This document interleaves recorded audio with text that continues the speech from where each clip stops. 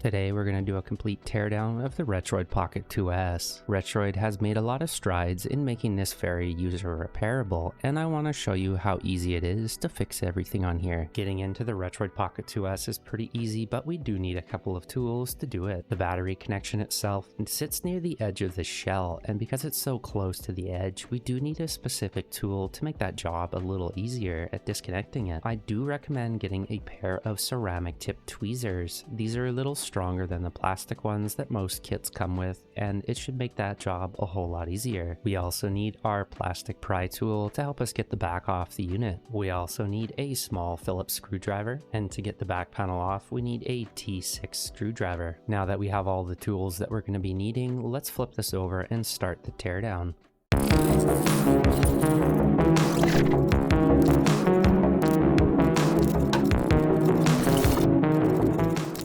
There are only 4 screws holding the back panel in place. Use your T6 screwdriver bit to remove these. Let's go ahead and take those screws out now. Removing the back panel on this one is a little bit different than the ones that we've done previously. Because this L2 trigger is separate from the top part here, we actually want to stick the pry tool underneath the back part here to remove it. The back part here comes off pretty easy though. All you have to do is stick under here, lift up, and it should open quite easy. Then just go along the side and pull it open. When you're lifting this off, just be really careful as there is a rumble motor attached to the bottom of this. The rumble motor is pretty easy to disconnect. Just grab from each side of this white plug here and pull it up.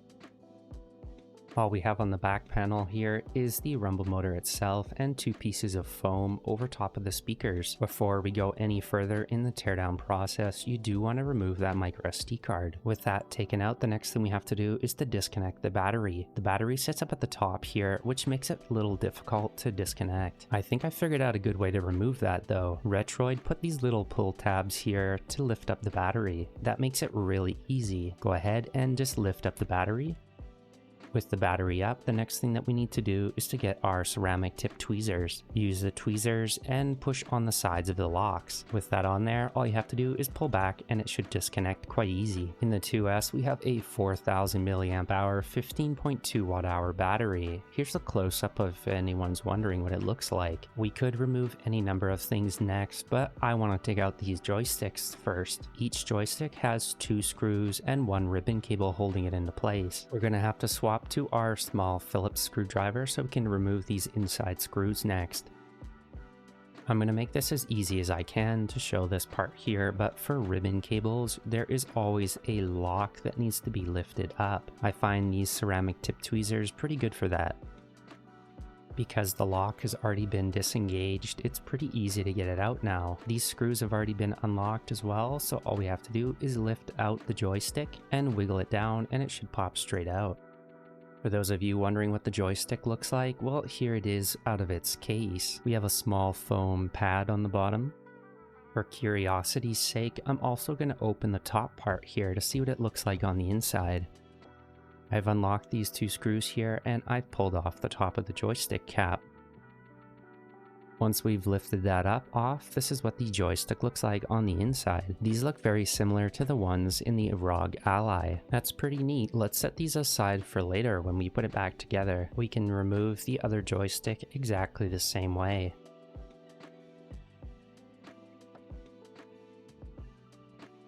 To get these 2 motherboards out, we do need to remove a few more things. The speakers need to come out next because they're also connected to the boards, and the trigger assembly is on top of the boards, so we need to remove that too. These 2 triggers are hull based, and you can see the little magnet there that operates that.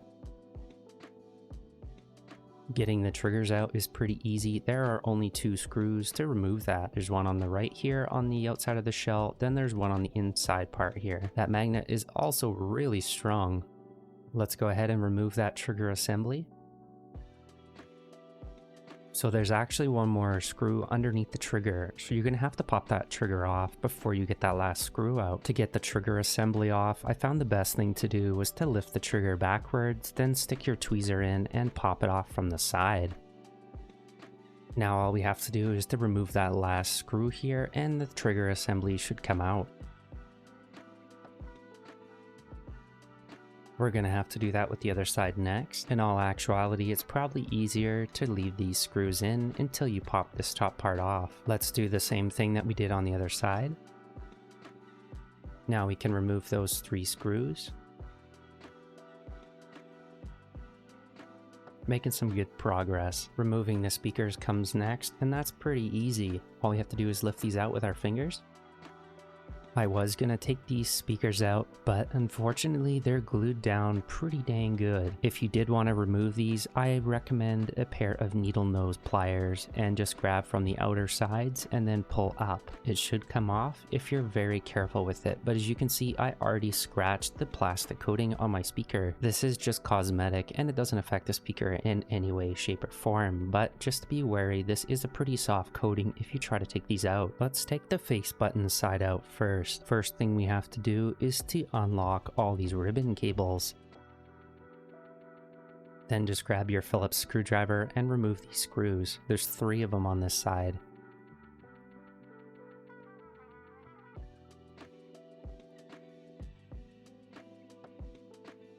With the board off, you can see the rubber membrane face buttons here. You can also remove the bumper quite easy now. You can just slide out. The face buttons can also be popped out now.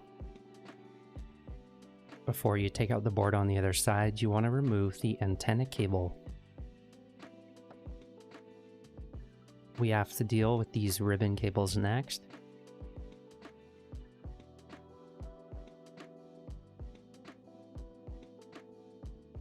And my bumper's actually falling off, so let's just take that off too. Now all we have to do is to unscrew the board and this should come off. I found this interesting, but a lot of these screws on this motherboard here are not T6 or Phillips, they're T4. There's 1, 2, 3, 4 of them. The other ones here though are Phillips. It's just these 4 here that are T4. Let's remove those T4 ones and these small Phillips screws as well.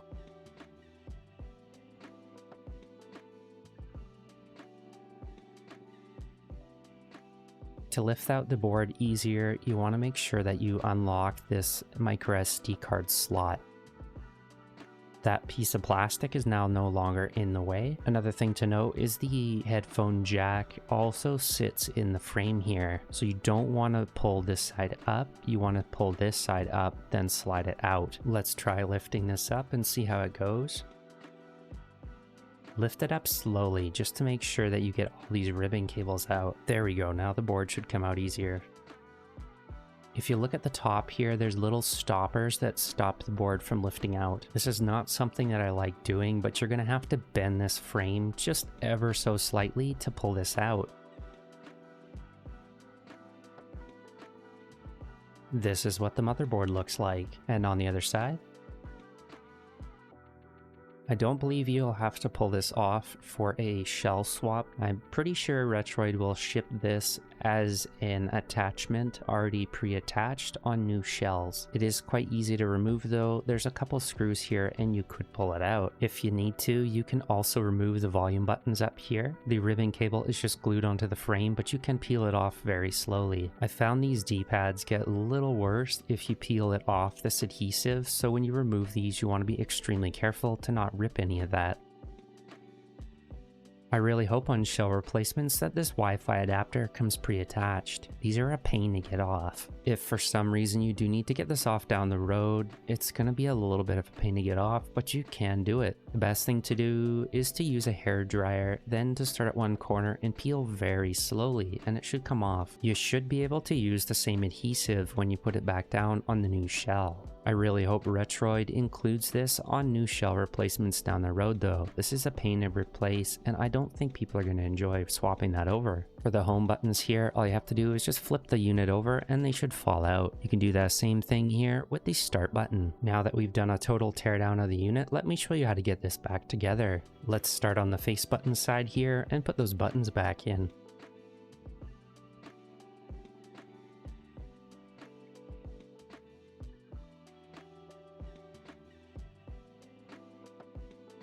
Then grab the membrane kit and put that on top. These 2 little holes here sit on these little posts.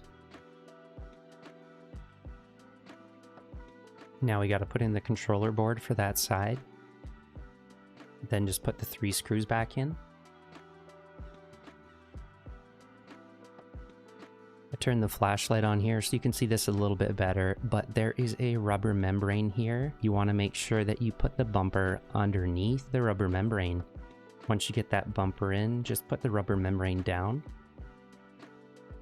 There you go. Double check the bumpers to make sure that they're clicky. You know you've installed that correctly if the bumper sits directly flush to the top of the frame. Now we can go ahead and reattach these ribbon cables here.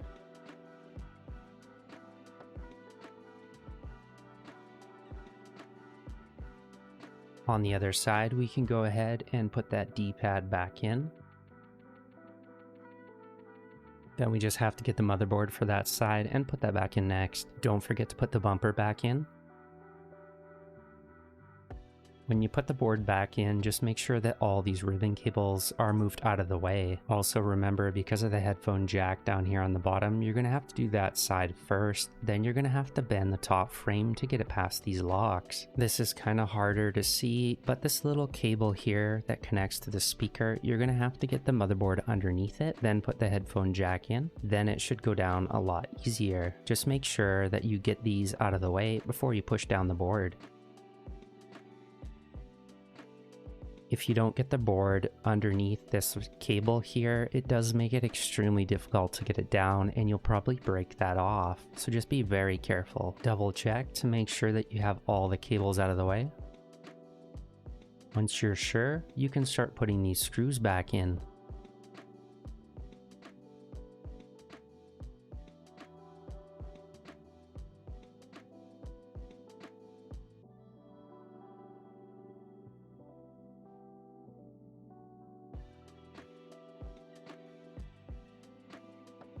Now we just have to put these ribbon cables back in and the Wi-Fi antenna.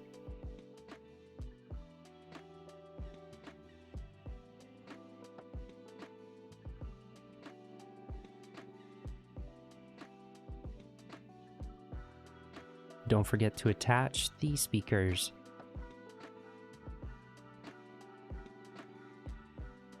Out of the entire teardown process, this is probably the most difficult ribbon cable to put back in. We've got both boards back in. We've attached all our ribbon cables and our speakers. The next thing that we have to do is to put the joysticks back in. Just go ahead and drop those into place. And then grab the 2 screws for each side and put those in.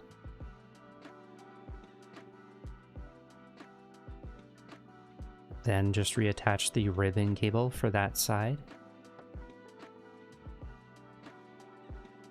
Grab the joysticks for the other side and screw those into these 2 posts here. Lastly, attach the ribbon cable for that side. And there we go. Let's get these triggers on next.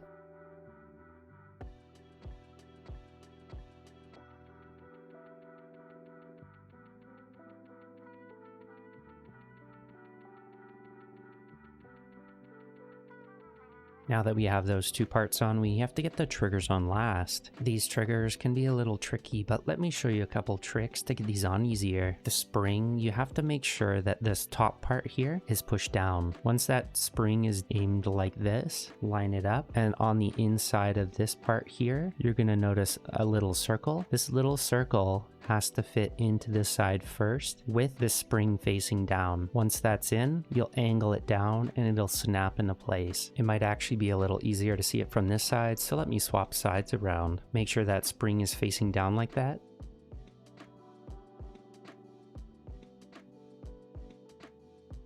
And there you go. It might take a couple tries to get that on there, but it does go on pretty easy. For the other side, you want to make sure to do the same thing, obviously. Start with the spring down like this.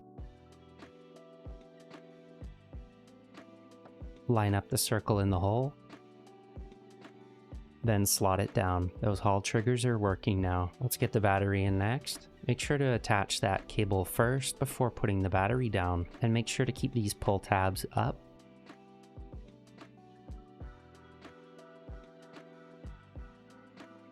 There you go. It's nice to see that they have these pull tabs. It makes it a lot easier to get the battery in and out. Just be careful with these wires up here. You don't want to bend them too much as they might break. Make sure to attach the rumble motor next. Start from the bottom and just lock these as you go around. Once you're sure all those have been locked, put the last 4 screws in and we're all good to go.